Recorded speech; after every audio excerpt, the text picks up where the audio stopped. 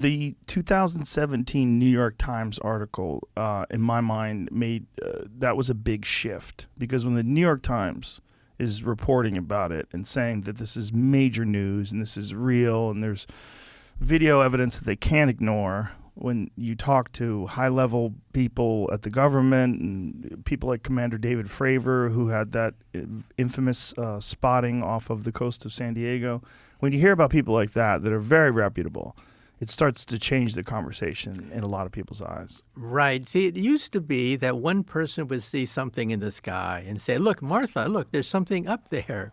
Now things have changed.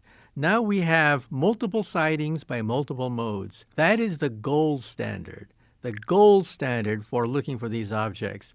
Not just one person, but several people that are reputable. Not just radar, but visual sighting, infrared sensors, telescopic evidence. Now we have multiple sightings by multiple modes. And so the burden of proof has shifted. It used to be the burden of proof was on the people who believed in UFOs. They saw something, prove it. Now the burden of proof has shifted to the Pentagon, to the military. Now they have to prove that these aren't extraterrestrial. And so I think there's been a sea change in the last just several years. 50 years ago, there was a congressional hearing, and it was coming out of Project Blue Book. And there was a lot of laughter and a lot of jokes about little green men in outer space.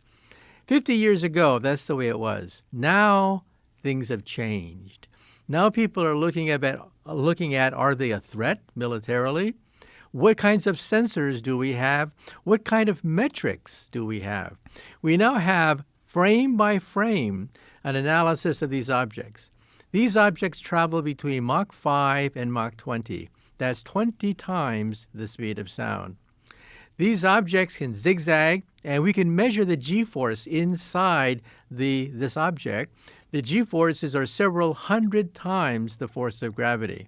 In other words, any living person's bones would be crushed by these objects, so they're probably drones of some sort. These objects can drop 70,000 feet in a few seconds. Think about that. It can drop a tremendous distance in just a few seconds, and they can go underwater. This is something that we didn't realize before, but yes, they can actually go underwater. And they also move without creating an exhaust or breaking the sound barrier.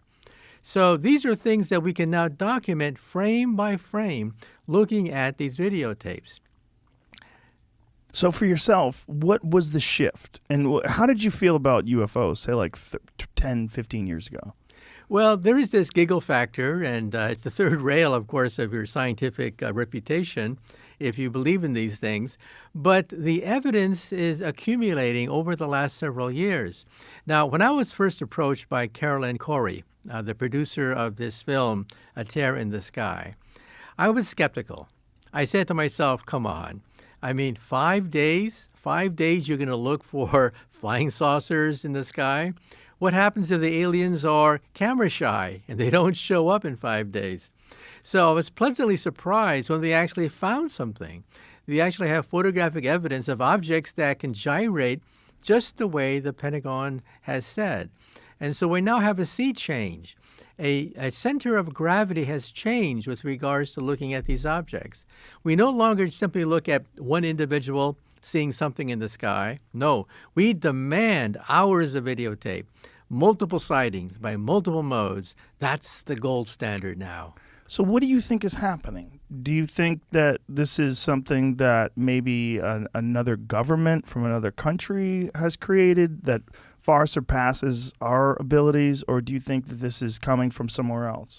Well, the Pentagon has listed, I think, 5 different options. One option, of course, is that they're weather balloons or something that's an artifact of our space program. Maybe a piece of rocket that is plunging back into the Earth's atmosphere. That's one category. Another category is anomalous weather events. They happen, and they have to be looked at very carefully. But the last option is other. That is not just the Russians or the Chinese, because these objects apparently can gyrate faster than what the Chinese and the Russians can muster, but it opened the door to the possibility of other. They didn't specify what other was.